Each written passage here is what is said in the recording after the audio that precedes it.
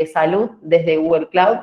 Así que bueno, un poco acá con Igor, que es quien lidera como Industry Advisor de la región, todo el pilar de salud también, con Milena de la agencia de marketing y con, obviamente, el equipo de Rocking Data, armamos este evento en el que vamos a estar contándoles un poco, la idea es mostrarles casos de uso concretos, tangibles, muchas veces, y en mi experiencia trabajando con ustedes, muchas veces es difícil pasar a la práctica, digamos, todos los datos que se están recolectando y demás.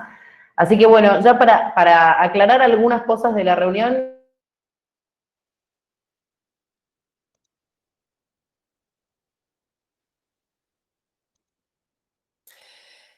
Te perdimos, Abril, me parece. Se nos congeló, Abril. Arrancamos bárbaro, se me cayó. Buenísimo. Bueno, esperemos que eso no pase. Con los que van a dar la charla conmigo puede pasar tranquilamente, no hay problema. Bueno, a ver, un poco la idea de la reunión es que ustedes puedan hacer todas las preguntas que quieran, las vamos a estar contestando al final. Acá arriba, no sé si ahora después Igor con el puntero puede señalarlo, pero acá arriba de todo pueden ver que hay 3 simbolitos, un triangulito, un cuadrado y un círculo. Si lo tocan ahí, hay una sección que dice Q&A. Por favor, en cada momento de la charla que ustedes quieran hacer una consulta, no duden en escribir acá las consultas. Al final tenemos un espacio para responder todas, así que, por favor, nada, no duden de consultar. Después, otra cosa, como ya están viendo, toda la reunión está siendo grabada, así que después cuando termine la sesión les vamos a estar mandando un mail en donde van a poder ver esta grabación y repetirla cuantas veces quieran y compartirla también. Y por último, después les va a estar llegando también una encuesta acerca de la reunión de hoy, así que nada, sería más que bienvenido que nos ayuden a entender cómo mejorar y obviamente qué otros pasos podemos seguir con cada uno de ustedes, ¿no? Bueno, Igor, ya que estamos en tiempo, te paso la palabra de inmediato.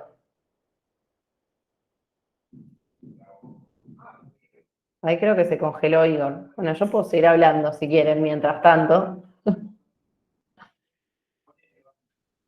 Ahí volvió Considerando la latencia y la tecnología, bajé un poco la resolución también para facilitar a todos. Bueno, muchísimas gracias. Vamos a comenzar.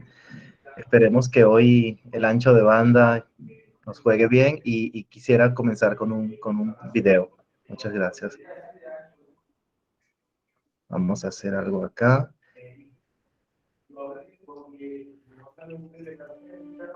Darlene is my younger sister. Ustedes me cuentan si lo van escuchando. Nosotros hicimos pruebas y vamos a ver si... Sí, se escucha bien. Te escuchamos. And the last time I saw her was well over a year ago. Darlene is my younger sister, and the last time I saw her was well over a year ago.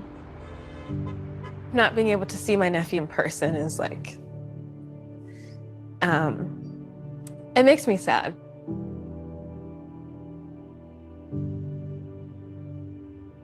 So imagine instead of looking at a screen, you're looking at a magic pane of glass. And through that glass, you're seeing another person on the other side. Hi, can you see me? Say hi to Auntie. Oh my gosh, I love you. Eddie! So, you look beautiful. And then you just start having a conversation, just like you would if you were physically together. Like, I feel like you're here. This is wild. I can see that curl in your hair. I can see how your sweater is falling. Yeah. But then you'll be saying, put on a little lipstick, Maury. There are really 3 breakthroughs coming together here. One is the ability to capture people as they are. The second is the ability to compress that information and send it over existing networks efficiently. And the third is the ability to render that person viewable through a 3-dimensional display. So it really feels like you're talking with someone right in front of you. We see this as a first step at applying technology to solve that really important problem that we often want to be together and we can't. Don't say goodbye. Don't go away. That was mind-blowing. I've seen a lot, but I've never seen this. I felt like she was present and I felt like I was present in that moment too. It was like she was here.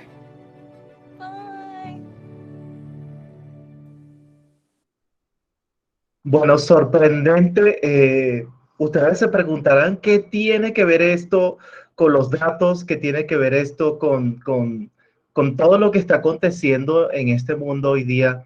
La verdad que yo estoy muy emocionado de ser partícipe de este encuentro. Muchísimas gracias a todos por permitirnos a Google Cloud y a Google llegar a sus casas. Muchas gracias a mis colegas, a Abril, a Eugenio, a Milena y a todos los que trabajamos en la organización Google Cloud y Google para Salud por hacer disponible muchísimas innovaciones y muchas primicias. Lo que ustedes están viendo en este momento es el proyecto Starline. Es un proyecto donde ha estado trabajando Google por años para lograr cerrar la brecha en la comunicación. Esto es como nosotros estamos viendo en un futuro ya cercano en lo que se puede convertir el futuro de las videollamadas y el futuro de la interacción humana. Como ustedes ven en el video, una de las personas que probó esto, ella dice, es mind blowing, es algo que anteriormente no habíamos podido la oportunidad de experimentar. Imagínate, Abril, que te pudiera tener en esta pantalla, que nosotros no nos conocemos. Por cierto, todos sepan que no conozco a Abril físicamente, no nos hemos visto nunca. Entonces, imagínense que pudiéramos estar teniendo una teleconferencia donde en esta realidad 3D holográfica sea posible. Esta tecnología ya está disponible internamente en Google para ciertas pruebas y algunos de usuarios externos la hemos probado en videollamadas desde San Francisco hasta Seattle, hasta Nueva York, y muy pronto, de aquí a final de año, van a tener muchísimas más primicias porque la idea es que Google pueda llevar este tipo de innovaciones a las manos de muchísimas personas y podamos acercar más a la gente y comunicar de la mejor manera. Starlines también, imagínense ustedes el impacto que puede tener esto en una videoconsulta. Estamos hablando de un futuro de casi a 3 años o a 2 años. El impacto que puede tener la cercanía y la experiencia del médico en una auscultación con el paciente. Esto realmente es increíble. Esto como ustedes ven en la imagen a mano izquierda, esto involucra esfuerzos de inteligencia artificial, de hardware y de software para llevar disponible a muchísimas personas esta experiencia. Entonces, hoy de lo que se trata en esta charla es poder conversar con ustedes cuáles son esos fundamentos, cuáles son esas mejores prácticas para poder alcanzar proyectos de gran escala con inteligencia artificial, con la ciencia de datos. Ustedes imagínense prácticamente en este campo que ha llegado a la salud desde hace muchísimos años, pero imagínense cuando nosotros podemos potenciar esto con lo disponible que tiene la nube, con lo disponible que tienen capacidades, con lo disponible que tienen organizaciones también como Rocking Data y como muchos de los de ustedes cuando aplican un pensamiento 10X, un pensamiento exponencial para lograr estos grandes avances. La atención médica y las ciencias de la salud y las ciencias biológicas en Google son una prioridad.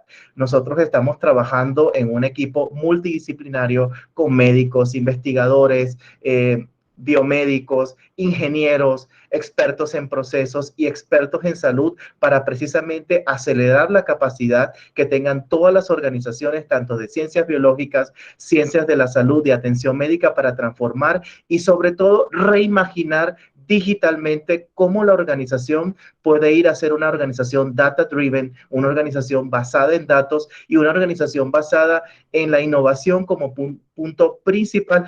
También, Josefina, muy importante, también enfermeros, por cierto, y enfermeras, estamos, bueno, no puedo decir todos los proyectos de los que estamos, pero estamos trabajando en un proyecto muy interesante para enfermería. Y por cierto, a propósito que habla de lo de enfermería, enfermero, hay un proyecto muy interesante donde estoy involucrado para trabajar con una enfermera virtual, no teleconsulta, sino enfermera virtual. Y precisamente aquí hemos lanzado 2 grandes innovaciones, 3 grandes, entre muchas de las grandes que hemos lanzado hace 3 semanas. Una de ellas es Vertex AI. Es una plataforma de experiencia unificada también, precisamente para disminuir casi en un 80% la cantidad de código que ustedes puedan realizar para hacer proyectos de inteligencia artificial y de machine learning. Y también estamos trabajando en un proyecto muy interesante que se llama Lambda, que es un proyecto para llevar la asistencia conversacional hacia otra dimensión. Entonces, imagínense cómo en este proyecto donde estoy colaborando para la parte de enfermería virtual, cómo poder incorporar experiencias más inmersivas de asistencia del dato con enfermería. Pero esto a propósito del comentario me llevó a decir esto porque claro que sí, estamos trabajando con enfermeras y con las áreas de enfermería también para innovar desde esa parte del plan de cuidados y tratamiento al paciente.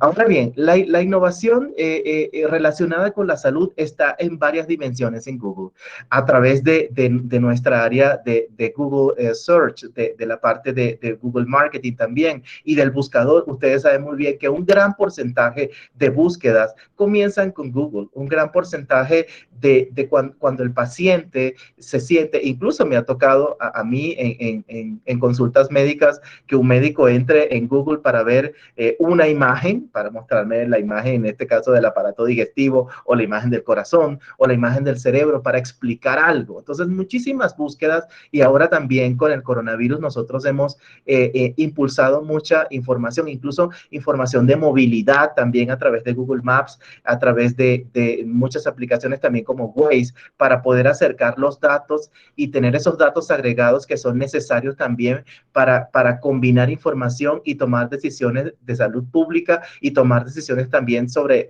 la salud de poblaciones. En Google Cloud también, ¿de qué manera nos relacionamos? Hemos creado soluciones de industria.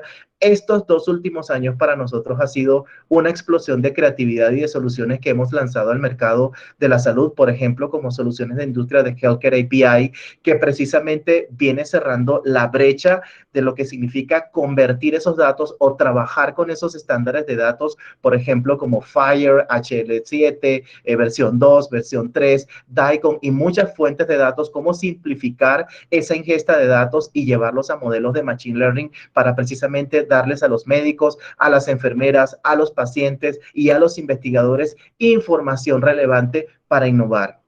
Veralai es una compañía también hermana de Alphabet, al igual que Google Cloud.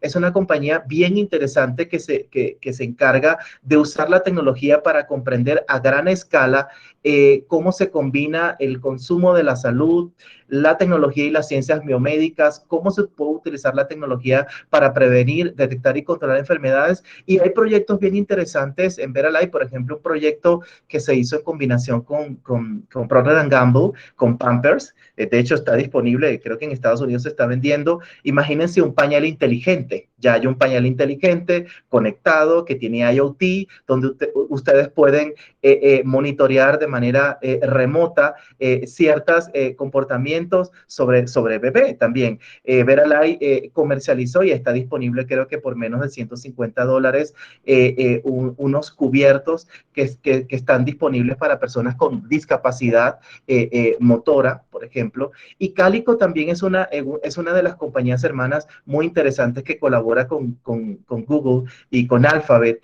en descubrir terapias de primera clase para enfermedades relacionadas con el envejecimiento y con la longevidad. Calico está siendo realmente bien interesante. En cada una de ellas ustedes pueden entrar en la página web, tanto Veralai como Calico. Los proyectos son muy actuales y Calico muestra muchísimas alianzas y lo que estamos haciendo, por ejemplo, en el diagnóstico por imágenes, patología digital y otros campos de investigación. Y Google Health también es una organización bien interesante con la que nosotros colaboramos a nivel transversal en muchas innovaciones que realizamos. Y es que Google Health es una organización muy importante para nosotros en Google Cloud porque realiza esos breakthroughs o esos grandes avances para permitir mejorar el acceso de los datos y la comprensión de los datos en la comunidad médica y en la comunidad científica, y cómo el análisis y la disposición de estos datos pueden impulsar mejor resultado con los pacientes. De hecho, una de las grandes innovaciones de Google Health ha sido el lanzamiento de Care Studio, una plataforma que sirve a nivel como de búsqueda de procesamiento del lenguaje natural, así como nosotros lo podemos hacer en el Google Search y poner el nombre de un paciente y contextualizar una ficha digital de la historia clínica electrónica, combinando diferentes variables y fuentes de datos de la salud del paciente. Ya hay muchos proyectos que están subidos acá en Google Health, donde estamos piloteando, en Estados Unidos principalmente, para poder entender cuál es el impacto que puede tener este tipo de búsqueda de procesamiento del lenguaje natural en las historias clínicas electrónicas y en la información del paciente. Ahora bien, esta lámina es especial para este evento. Este es especial para ustedes, para cuando típicamente preguntan cómo Google ve esto, hacia dónde va, realmente qué es lo que se está posicionando, cuáles son las inversiones, cuáles son las ideas que están plasmadas de cara al futuro de la atención digital, de la transformación digital en la atención médica. Vemos 5 grandes impulsores acá. La interoperabilidad de datos basadas en API será omnipresente prácticamente en todas partes. Y esto lo vemos impulsado muchísimo por regulaciones. Algunos de ustedes han visto ciertas regulaciones en Estados Unidos donde la interoperabilidad está siendo prácticamente impulsada por APIs. Y esto tiene una razón fundamental que nos llevaría mucho tiempo conversar acá en esta charla, pero básicamente la adopción de nuevos estándares y el impulso de grandes volúmenes de datos, el Big Data y la modernización de infraestructura hospitalaria, y me refiero a la parte de medical devices y de equipos que tienen de diagnóstico. Y la historia clínica electrónica está combinando una gran cantidad de fuentes de datos que no fueron diseñadas precisamente para hacer esta búsqueda 360 del paciente.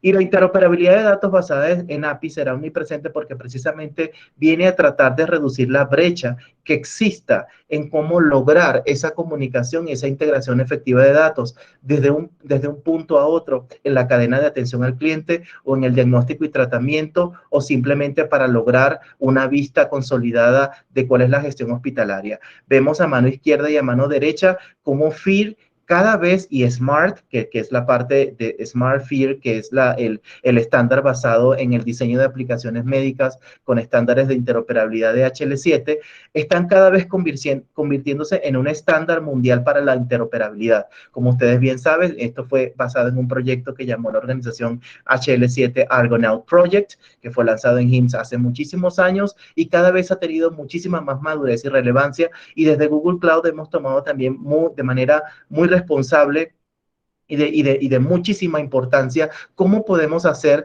de que nuestras soluciones también puedan ser compatibles con estándares manejados en la atención médica y cómo pueden estar disponibles.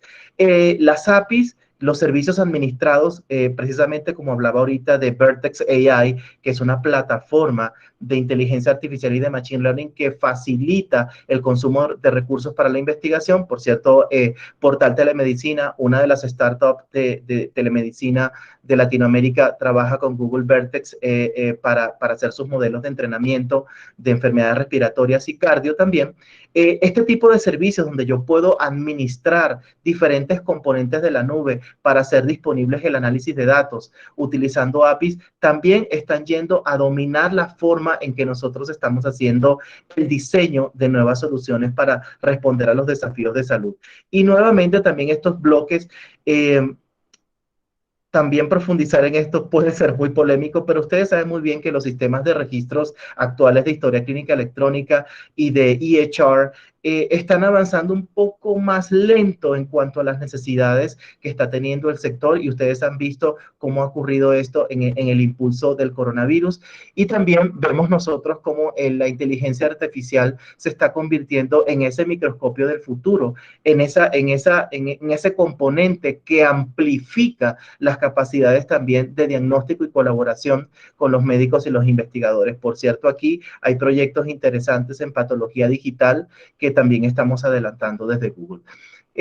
Rápidamente movernos a viendo estas oportunidades que se nos presentan. En el centro vemos cómo para muchos de ustedes, para las más de las 99 personas que estamos hoy conectadas, o las más de 50 o 20 organizaciones que estamos hoy en día reunidos, y para muchas en el mundo y en Latinoamérica, hay muchos desafíos que son parte de por qué replantearnos una solución hoy día diferente a como la hemos estado haciendo en el pasado. Por ejemplo, los datos clínicos siguen residiendo en una gran cantidad de almacenes de datos débilmente conectados, en algunos casos datos de bases de datos relacionales que muy poco me dan un contexto completo para la exploración del dato. El dato longitudinal abarca diferentes formatos y sistemas, y esto es, en mi experiencia, en muchos años, es una de las partes más importantes que hay que identificar en el momento que queremos hacer una innovación con datos. ¿Cuáles son los formatos que yo implemento o que yo utilizo en mi organización médica? ¿Qué tanta adopción y qué tanta estandarización yo tengo de ese formato? Lo que se convierte hoy en día en mapear estas fuentes es bastante laborioso y requiere conocimiento clínico y de tecnologías de información. Por ejemplo, muchos de ustedes pueden levantar la mano hoy en día, los que están haciendo proyectos de conversión de HL7 versión 2 o versión 3 al estándar FHIR, y saben bien que es complejo porque vienen en mapeos anidados y no en mapeos relacionales de datos. Entonces, esto trae bastantes oportunidades, pero también al mismo tiempo trae ciertas complejidades que tenemos que revisar cómo hacerle frente, ¿no? Cómo poder ofrecer una vista longitudinal o una vista 360, cómo podemos facilitar esto, y esto no solamente ocupa desde los sistemas transaccionales de historia clínica electrónica, sino con cualquiera de los que nosotros nos estamos realizando, cómo podemos hacer esto posible. Y para muchos también este punto número 5 se convierte en algo muy importante, y son los temas de regulaciones, de privacidad de datos, que son muy dinámicos, por ejemplo, en países como Colombia, como México, como Chile, como Brasil, como muchos en América Latina, ya están particularmente desplegando proyectos de ley que están muy relacionados a cómo se va a combinar el uso de la tecnología con los procesos de atención médica de cara al futuro. Esto está ocurriendo en estos precisos momentos, en este mismo año. Se está replanteando muchísimo los fundamentos legales para sustentar nuestros modelos de salud a nivel regional, nacional y en el espacio en que mi organización de salud funciona. Vemos del lado izquierdo y del lado derecho las fuentes. Esto significa qué tipo de fuentes, cuál es el objetivo de este dato en esta fuente, cuál es el formato que tiene y cuál es la dimensión del dato que yo quiero analizar, cuál es la complejidad del dato. ¿Tengo un estándar? ¿No tengo estándares? Las fuentes del dato no tienen un conjunto mínimo de datos que me permita analizarlo. ¿Cómo podríamos resolver esto para precisamente lo que dice Igor en esta charla, hacer sentido? Terminologías, me ha ocurrido, por ejemplo, en mi experiencia, en algunos utilizan CIE-10, CIE-9, en algunos utilizan más terminologías que otros, en algunos han creado su propia ontología y terminologías para hacer análisis de inteligencia artificial, pero cómo estas terminologías pueden ser que algunas veces un obstáculo, o en algunas veces adoptar estas terminologías puede ser un habilitador para poder tener una analítica que responda a las necesidades que yo tengo en mi organización de atención médica. Y finalmente, esta parte de esquemas analíticos, que viene siendo un poco también más avanzado, que tiene que ver bastante de cuál es mi modelo de aplicación de las ciencias de datos para analizar los datos clínicos, los datos de población, los datos de paciente o los datos agregados en mi organización médica. Precisamente con Google Cloud y Rocking Data hemos pensado esta conversación con ustedes. Desde hace bastante tiempo estuvimos pensando hacer posible esta charla para llevarles a ustedes no solamente el qué, Igor dice por qué está haciendo Google, hacia dónde se está moviendo, el qué, por qué adoptar estándares, por qué adoptar formatos, por qué analizar las fuentes de datos y cómo ellas son procesadas, por qué bases de datos relacionales o no, por qué un esquema analítico de datos o no. Por ejemplo, para lo que mencioné inicialmente, ¿cuáles serían los datos que yo pudiera almacenar en esta nueva dimensión de datos cuando una enfermera se relaciona digitalmente con un paciente en una plataforma, por ejemplo? En esta charla conversaremos de prácticas entre Google Cloud y Rocking Data para ciencias de datos, como ustedes comenzar a realizar. Algunos de ustedes, estoy seguro que está muy maduro en esto, e ideas como Vertex AI y otras ideas que nosotros tenemos harán sentido para otros. Es la primera vez que están comenzando en sus organizaciones en escalar desde la analítica ad hoc o de los queries hacia la inteligencia artificial, o muchos están en el medio creando y entrenando modelos y quieren ser más efectivos y más escalables, que precisamente en esta parte no es tanto identificar el modelo y el entrenamiento, ese es el primer paso. El otro es dónde podemos hacer esa intervención digital en el curso clínico para mejorar esos resultados. Y finalmente, esto no es exhaustivo, son muchísimos casos de uso, como poder proporcionar vista longitudinal de los pacientes, recolectar y organizar datos clínicos para la inteligencia artificial. Un punto bien importante que Freddy va a estar tocando en esta conversación representando Rocking Data, y es cómo democratizar los datos. Este es un punto maravilloso que a mí me gusta cómo Rocking Data lo explora, porque democratizar los datos es algo sumamente importante en nuestras estrategias de innovación con datos en salud. Democratizar los datos significa cómo incluir digitalmente en los datos a los investigadores, a los analistas de calidad, a la parte de enfermería, incluso también al paciente.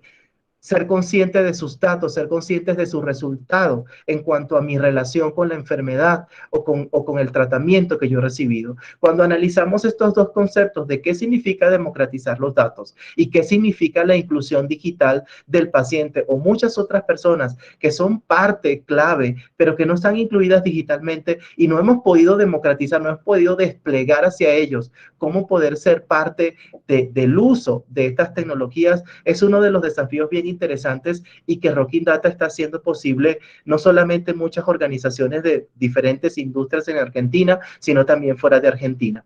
Y también para muchos el desafío de la privacidad de los datos, como de identificar los datos, anonimizar los datos para fines de investigación, precisamente para democratizarlos y ofrecer a la academia y partes relacionadas un aporte desde mi organización de salud para promocionar la investigación científica y resolver grandes desafíos de la actualidad en cuanto a la atención y el diagnóstico de enfermedades.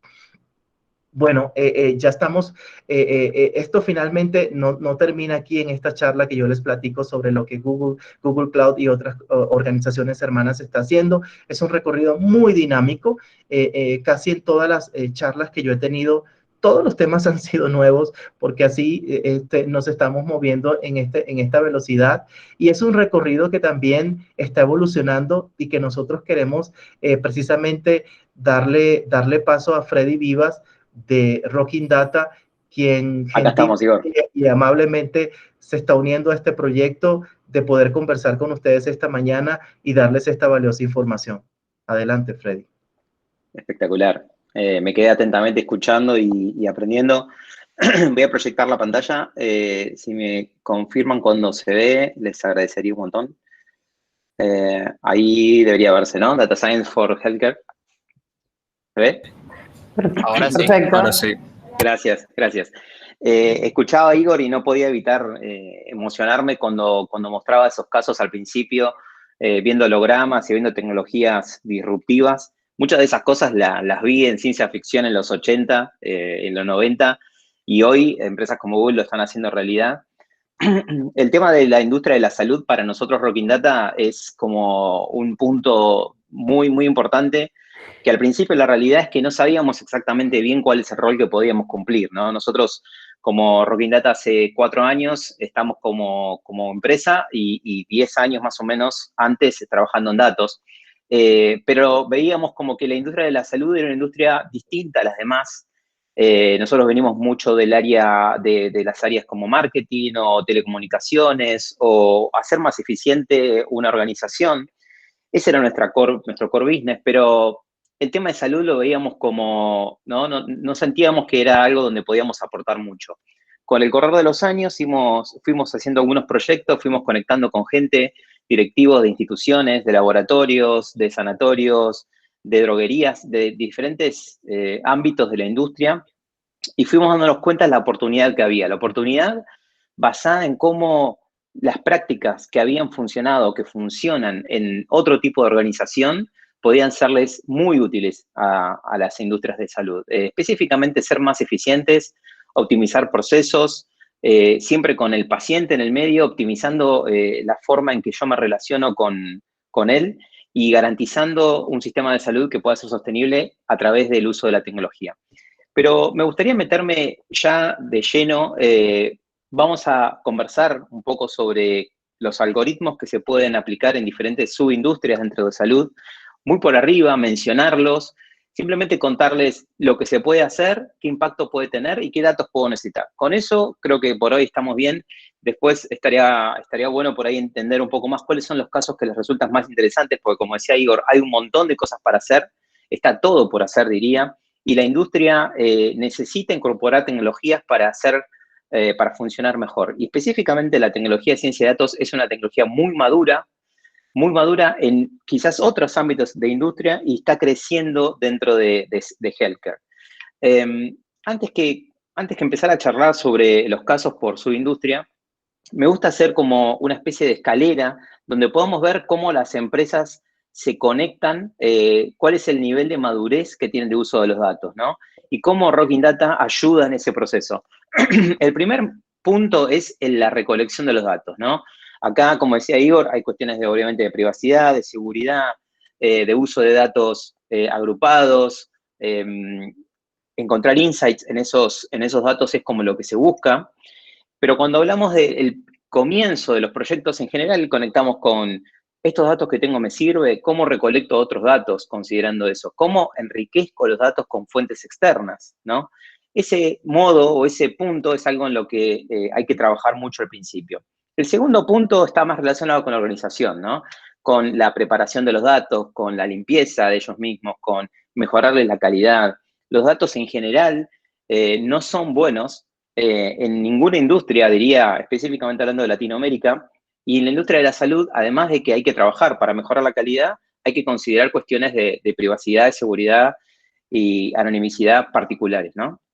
El siguiente punto me parece súper clave, que es la democratización. Si nosotros tenemos en una empresa, en una organización, los datos solo en el área de sistemas y a lo sumo una que otra área de cliente que consume esos datos, no solemos crecer en nivel de data-driven company. O sea, no podemos ser una compañía data-driven si no accedemos a este escalón de democratización.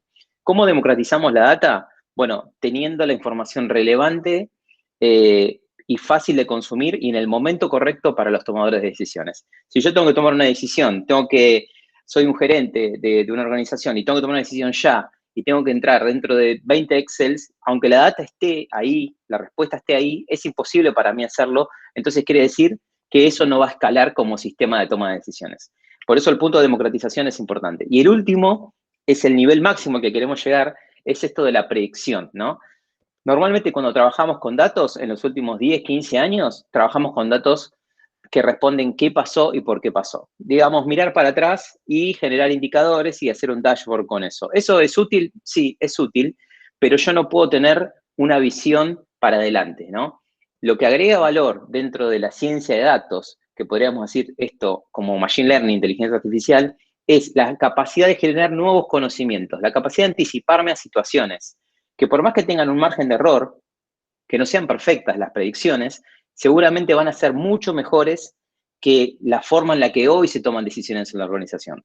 Eso lo vemos en todos los casos y cuanto más vayamos subiendo en esta escala, mejores resultados vamos a conseguir. Esto lo vemos en un montón de organizaciones.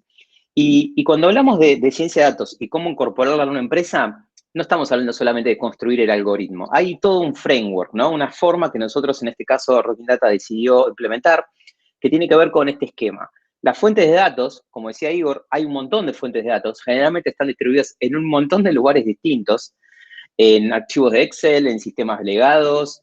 ¿Cómo hacemos para organizar toda esa data? Arrancamos de ahí. Diría que antes de arrancar de las fuentes de datos tenemos que pensar cuál es el objetivo estratégico. ¿Qué estoy buscando? ¿Cuál es la respuesta que quiero obtener, ¿no? Porque la ciencia de datos sin duda se basa en responder preguntas. El segundo punto de este framework es crear el algoritmo. Un algoritmo, como vamos a ver ahora ejemplos, para predecir la probabilidad de cancelar un turno, para segmentar los médicos que tengo y llegarles con una buena propuesta para determinada cosa. ¿Cómo hago para predecir la cantidad de personas que van a entrar con determinadas síntomas a una organización, ¿no? Un algoritmo, en este caso, podríamos generalizar en modelos predictivos. Tenemos dos tipos de algoritmos de Machine Learning, unos que hacen modelos predictivos y otros que segmentan y agrupan cosas, ¿no? Ambos súper útiles. El punto siguiente es el conocimiento. Si queremos decir cuál es la probabilidad de que un turno sea cancelado, ese número de probabilidad de un turno que estoy generando en un momento, ese numerito es conocimiento nuevo. Con ese conocimiento nuevo, yo tengo que tomar una decisión y una acción. Pero antes, tengo, como decíamos antes, que ponerlo en producción. Tiene que estar conectado con el ecosistema. Esta es la parte técnicamente más difícil. ¿Conectado qué significa? Que esté puesto en un tablero, que esté mediante una API, que vos mandes la data del turno y que el sistema devuelva una probabilidad, o que esté dentro de una aplicación web, de un celular o web, no importa. La cuestión es que esté de la forma correcta, en el momento correcto, de manera relevante para la toma de decisión. Y el último punto es ese, ¿no? Una vez que yo tengo ese valor de conocimiento nuevo, el ejemplo del turno, ¿no? Este turno tiene una probabilidad de tanto. ¿Qué hago? Yo priorizo la atención a los turnos con menos probabilidad de cancelamiento, por ejemplo, ¿no? Entonces, ¿qué hago? Ahí tomo una decisión. ¿Lo paso a un turno virtual? ¿Reagendo? ¿Le envío una serie de recordatorios? ¿Genero todo un journey para determinada casuística, digamos, ¿no? Organizo mi proceso de toma de decisión en base al conocimiento nuevo generado por los datos.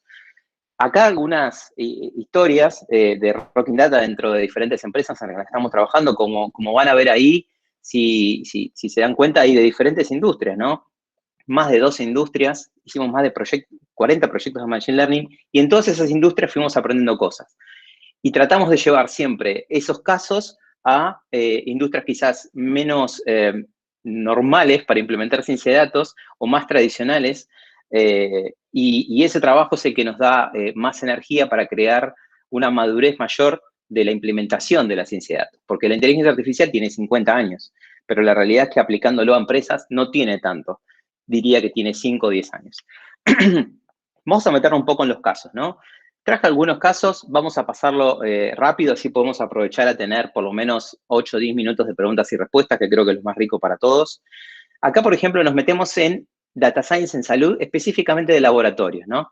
Y los laboratorios, una de las cosas que nos fueron pidiendo, hay muchos de estos casos que son proyectos que ya hicimos, implementamos, diría la mayoría. Segmentación de médicos, por ejemplo. ¿Y para qué nos pidieron una segmentación de médicos? Nos lo pidieron para generar estrategias comerciales personalizadas. O sea, cómo con la data que ellos tenían, que en este caso eran prescripciones por médico, instituciones de atención por médico, visitas por médico, con eso el objetivo era aumentar el market share, ¿no? Y esa es una de las primeras cuestiones, pensar cuál es el objetivo estratégico, qué quiero buscar en el impacto, ¿no? Después los datos que se tienen, en este caso, esos que figuran ahí, muchas veces hay otras organizaciones, hemos hecho este mismo caso en 3 laboratorios distintos. Y la realidad es que algunos tienen algunos datos que son más generales de la industria, plataformas que generan datos, y otros tienen archivos en Excel o otras herramientas, ¿no? La cuestión es entender cuáles son las fuentes de datos con las que tengo, cómo las puedo enriquecer, cómo las puedo normalizar poniéndolas en un data lake, por ejemplo. Después, cómo accedo a ese contenido del data lake y genero insights y genero modelos predictivos. Ese es todo nuestro trabajo. No es solamente los datos, sino la creatividad que se pone para buscar la resolución de un problema. Otro ejemplo dentro de un laboratorio podría ser un motor de recomendación, ¿no? Este caso fue parte de un mismo proyecto de 3 modelos de Machine Learning que buscaban el aumento del market share. En este caso, lo que buscábamos era, analizando prescripciones por médico, instituciones de atención por médico, visitas por médico, tratar de entender cómo recomendar, como hace Netflix, que te recomiendan contenido, cómo recomendar ejecución a visitadores médicos, ¿no? Dentro de ese mismo proyecto hubo una predicción de la demanda, ¿no? Por producto y también cumplimiento de objetivos comerciales. Entonces, ahí cuando hablamos de producto, hay otro tipo de datos que se necesita, por ejemplo, unidades vendidas por producto, maestro de producto, contexto económico, que son variables que nosotros enriquecimos, ¿no? Y eso aumentó tremendamente la precisión en los forecasting. Esas precisiones no deberían ser el punto central del proyecto, porque el entendimiento de la data ya es un punto central, pero obviamente cuanto más preciso sea un modelo, que para eso trabajan los científicos de datos, ¿no? Entendiendo cuáles son los mejores algoritmos, probando diferentes cosas, sumando nuevas variables, todo eso impacta en la precisión, ¿no? Por ejemplo, en prestadores de servicios médicos, ¿no? Predicción de la demanda acá dice, de pacientes por servicio o patología, para definir de niveles de capacidad de atención. Este es un proyecto espectacular que tuvimos digo espectacular no porque lo hicimos nosotros, sino porque nos pareció como muy interesante para hacer, y de hecho ahora es una práctica que estamos viendo implementar en otras organizaciones. Un sanatorio médico de Argentina, de Buenos Aires específicamente, uno de los 2 que recibe más casos de COVID, nos pidió una ayuda para hacer un modelo predictivo que nos ayude a entender con 15 días de anticipación cuánta gente iba a ingresar con COVID, ¿no? O sea, ¿cuál era el objetivo? Gestionar mejor los recursos. Si tenían que aumentar la cantidad de personal, la cantidad de camas, de insumos. Esto hizo que, por supuesto, hubo menos contagios de médicos, hubo menos contratados a último momento. La planificación se basa en esa predicción a 15 días con un margen de error que en un momento llegó hasta tener el 100% de precisión, pero eso no es lo importante. Lo importante es que se hizo un modelo flexible y que va aprendiendo de esa predicción, tomando datos como el clima, predicciones a nivel nacional, a nivel internacional, datos de ingresos de pacientes. Este es un ejemplo que me parece interesante porque esa predicción de demanda de una patología como COVID podría aplicar a cualquier otra, ¿no? Estamos generando modelos predictivos. Este otro caso también me gusta mucho, que tiene que ver con la optimización de los flujos.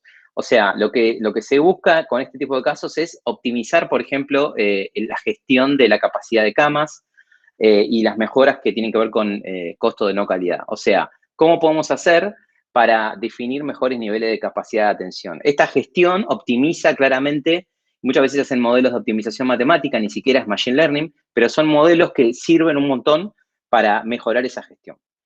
Predicción de cancelación es un poco un concepto que había contado hace rato, ¿no? ¿Cómo hacemos para, si tenemos la cantidad de pacientes por tipo de prestación, consulta, fecha, si asistió o no asistió, y después la enriquecemos como proyecciones de clima, ¿cómo hacemos para entender si un turno va a ser cancelado o no? ¿Y cuánto valor aporta entender eso? Hay muchas técnicas que si googlean van a encontrar, pero el punto es el incremento que se puede conseguir en esa predicción y después también en la inteligencia de la organización para generar decisiones interesantes en base a ese conocimiento nuevo. Ese es como el desafío, ¿no? ¿Cómo podemos hacer juntos para, teniendo este nuevo conocimiento, accionar y que la organización realmente funcione mejor en base a esta nueva tecnología? Después, sobre otros casos, por ejemplo, prepagas y obras sociales, me parece clave porque hemos charlado con algunas prepagas que están buscando la manera de entender mejor los segmentos, ¿no? La segmentación que nosotros proponemos acá es una segmentación hecha con Machine Learning, no es una segmentación clásica, sino más bien comportamental, usando datos de todo tipo que se tengan. Por ejemplo, prestaciones históricas por cliente, maestro de clientes, contexto de la zona geográfica. Estos son datos, no es exhaustivo, obviamente, sino que son datos que se usan para entender mucho más los segmentos. Cada organización tiene un grupo de datos que por ahí otra no tiene, ¿no? Entonces, cuando hablamos sobre estas propuestas, si por ejemplo queremos predecir la demanda, ¿cuánta capacidad vamos a tener que generar para atender esa demanda, ¿no? Si tuviéramos el histórico de cantidad de prestaciones por día, mes y centros de atención, y lo podríamos cruzar con el clima, por ejemplo, que es la variable más obvia, pero hay otras variables que se pueden poner. Optimización de precio es otro caso para prepagas que funciona un montón. Las empresas de vuelos son muy buenas haciendo esto, ¿no? Lo que buscan es dar el descuento a quien necesita el descuento, ¿no? Y en esa oportunidad de detectar necesidades de descuentos y, por ejemplo, y aprovechar mejor las oportunidades para incrementar el precio, ¿no? Esto son técnicas que se pueden usar para entender cuál es el precio correcto, ¿no? En este caso, por ejemplo, analizando ventas históricas, maestro de planes, lista de precios históricos y demás cuestiones. Este último punto sobre prepagas y obras sociales me parece interesante, que está relacionado con detección de fraude, ¿no? Las técnicas de predicción automática o simplificada de obtención de probabilidad de fraude funcionan un montón y no solamente te ayuda a reducir las pérdidas por fraude, sino que también genera un método automático y sostenido de detección de nuevos fraudes, ¿no? Hemos hecho proyectos con reducción de más del 300% de los costos asociados de detección de fraude. O sea, se encuentran insights en los datos de, por ejemplo, prestaciones históricas, fraude histórico, dónde hubo fraude, dónde no hubo fraude, contexto de la zona, maestro de planes, maestro de clientes. Con toda esa data se genera un modelo predictivo, se busca entender la probabilidad de fraude en una transacción en base a cuáles fueron fraudes antes o no lo fueron, ¿no? Hay un montón de historias sobre esto, de cuáles son algunas prestaciones que suelen tener más fraude o cómo identificarlas. Lo bueno es que cuando vos creas un modelo así, no tenés que decirle las reglas de cuándo es un fraude, cuándo no es un fraude, como es la programación tradicional. La programación tradicional de todo esto, que esto, obviamente hay gente haciendo este tipo de proyectos hace 15 años, no con ciencia de datos, sino con programación tradicional, lo que se basa es en reglas, ¿no? Es decir, si hay una actividad como esta o si pasa tal otra, entonces puede ser un fraude. La diferencia con el Machine Learning es que uno no tiene que decir al algoritmo de Machine Learning que uno desarrolla cuáles son esas reglas, sino que como son tan dinámicas y cambian tanto y la creatividad para hacer fraude aumenta todos los días, el algoritmo de Machine Learning va identificando sus propias reglas. Yo le doy casos históricos, le doy casos para que aprenda y con eso hace una predicción generando sus propias maneras de entender la probabilidad de fraude en cada transacción. Esa es la manera en la que los algoritmos pueden contribuir. Así un repaso súper rápido, por supuesto, abiertos a que profundicemos en cada uno de estos casos en otra sesión, en alguna conversación privada. Creemos que cada compañía es una compañía de datos. Las compañías hoy todas son tecnológicas y venden un determinado servicio o producto, y específicamente los datos como activo estratégico es lo que nosotros creemos, y junto con Google Cloud sabemos que la potencialidad que hay para aprovechar estas tecnologías. Bueno, dejo de compartir y los escucho y charlamos. Ahí estamos.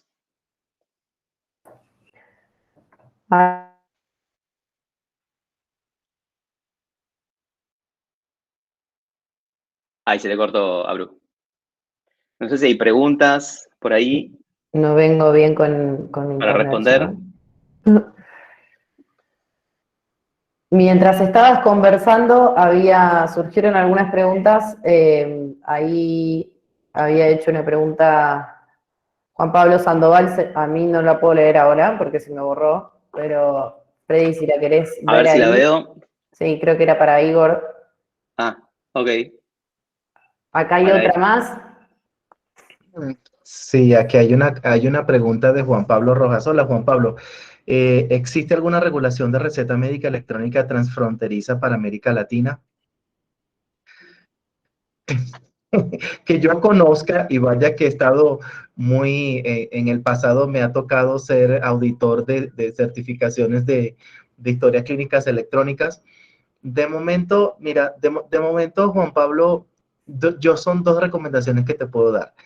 La primera, si la regulación existiera, las capacidades para interoperar en el set de datos que pediría gobierno, el tiempo para desarrollar y estar disponible para muchas organizaciones sería complejo debido a la combinación del dato de cadena de suministro y hacer disponible el conjunto de datos para interoperar y estar disponible para emitir una receta electrónica, ¿no?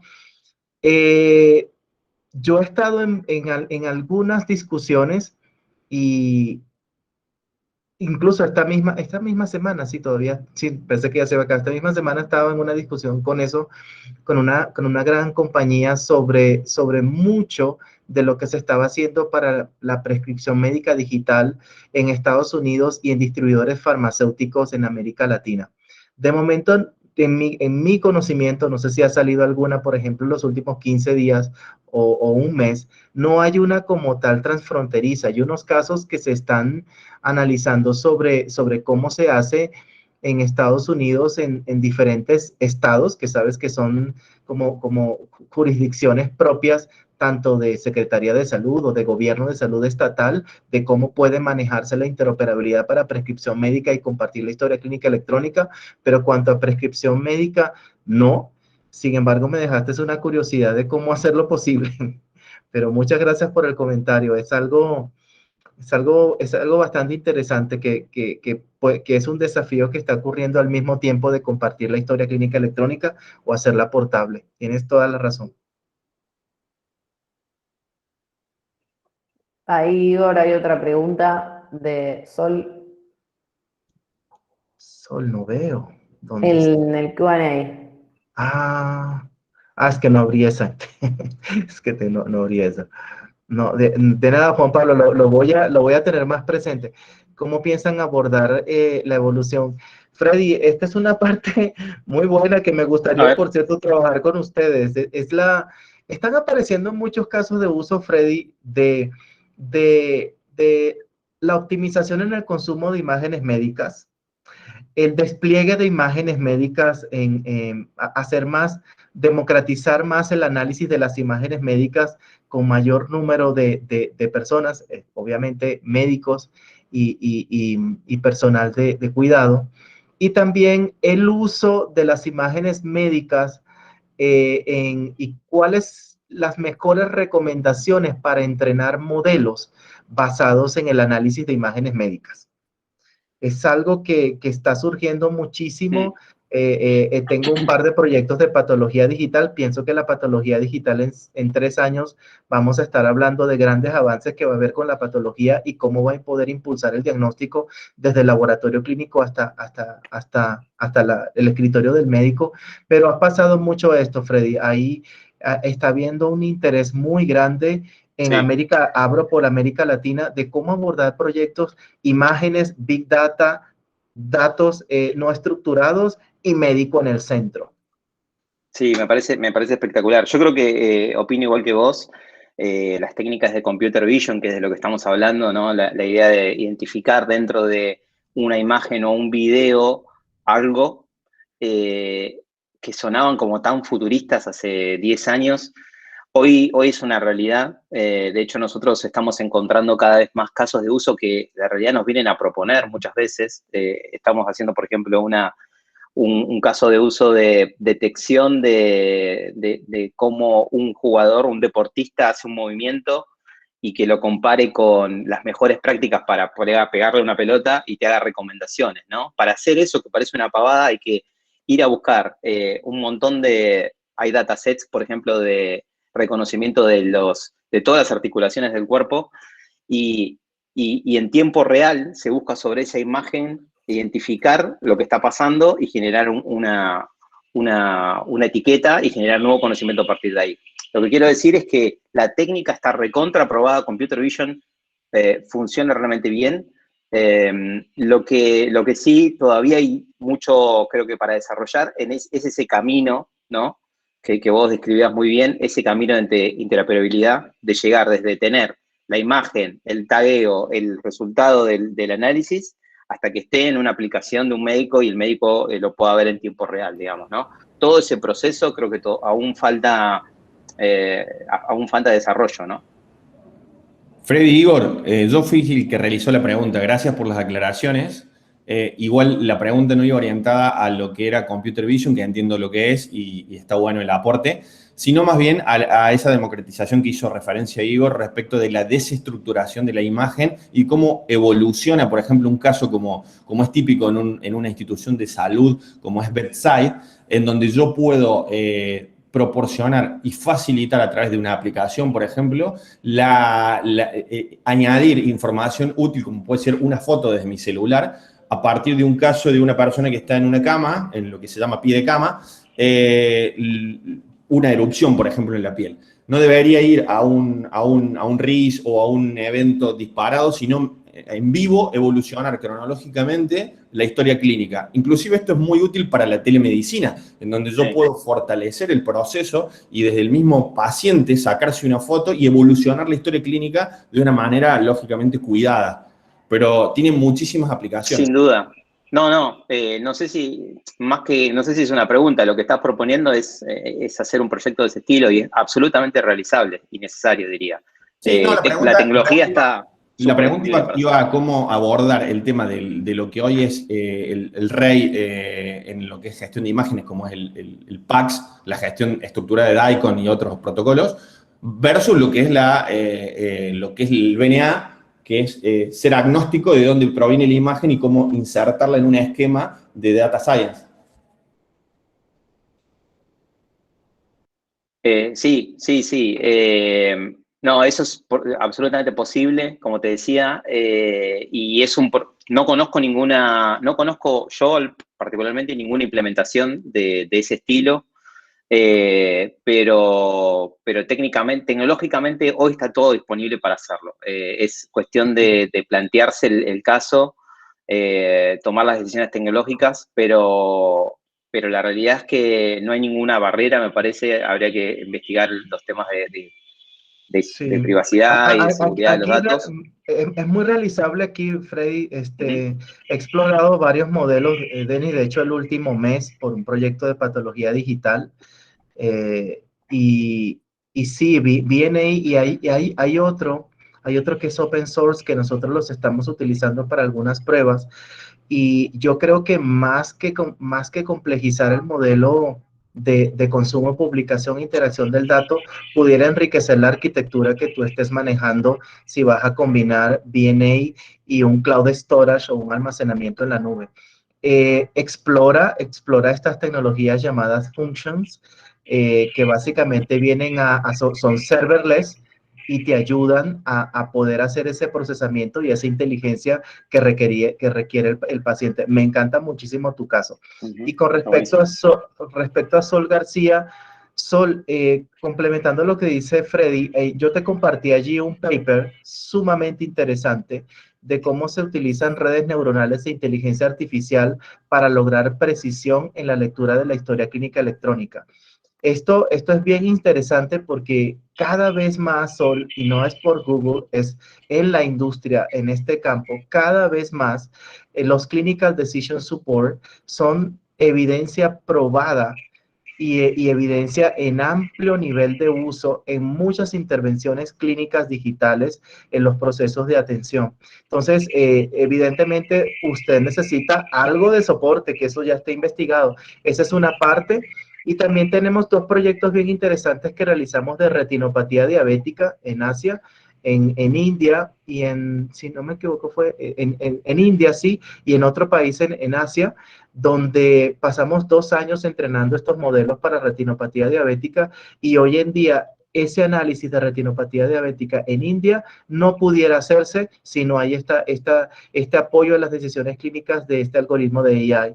Entonces, muy propio, muchas gracias por la pregunta, y esta es una de las preguntas siempre relevantes en las discusiones de cómo monetizar. Y no monetizar, hablo de cómo tomar el valor y aprovechar el valor del machine learning y la inteligencia artificial de manera real y totalmente aplicable a la práctica clínica.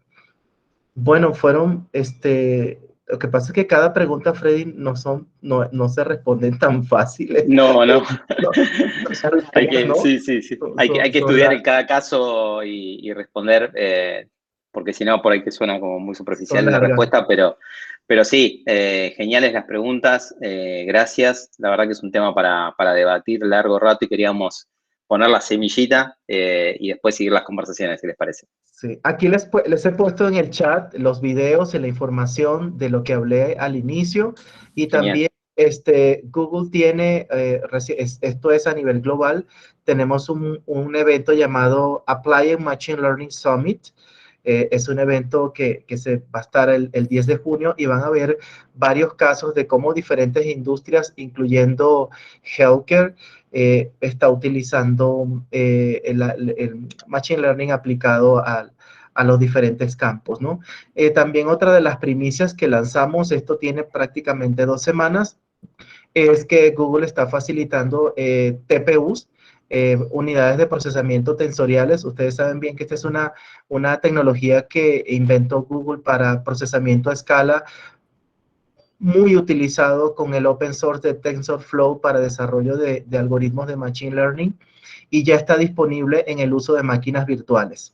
Cuando ustedes me dicen que pueden utilizar una máquina virtual por 5 días, por 2 semanas, para hacer investigación científica con un modelo de Machine Learning porque quieren probar si ese entrenamiento puede ser utilizado en paralelismo de máquinas virtuales con procesadores tensoriales como los que tiene Google, vemos cómo lanzamos, por ejemplo, este caso con una unidad de neurología en la escuela de Londres, con el College of London, y están sumamente impresionados los investigadores de qué se puede hacer ya hoy día con este tipo de procesamiento con democratización de la infraestructura y facilitar precisamente este tipo de proyectos como mencionaba Denis, o poder facilitar, como dice Sol, la parte de Clinical Decision Support con inteligencia artificial. Esto fue algo que tiene más o menos 2 semanas que hemos lanzado y como les digo, estamos muy emocionados y ávidos cada día de ver cómo todas estas innovaciones que lanzamos pueden ser aplicadas a la industria de la salud. Buenísimo, Igor. Freddy también. Gracias. Estamos justo en tiempo, no queremos robarles más tiempo, solo recordarles que les va a llegar toda la charla de hoy por mail y una encuesta que no es solo una encuesta acerca de qué les pareció la charla, sino también por cada uno de los casos de uso para entender con quién quiere profundizar, así podemos seguir en conversaciones 1 a 1. Y obviamente, como ven, y como demostraron Igor y Freddy hoy, hay muchísimo para hablar, así que nada, siéntanse libres de contactarnos. Igualmente vamos a estar mandándoles un mail de cierre a cada uno de ustedes. Muchas gracias por participar. Gracias a todos. Gracias a todos. Un abrazo, chau. Freddy. Saludos, Adiós. Adil. Gracias. Gracias a todos. Gracias. Abrazos.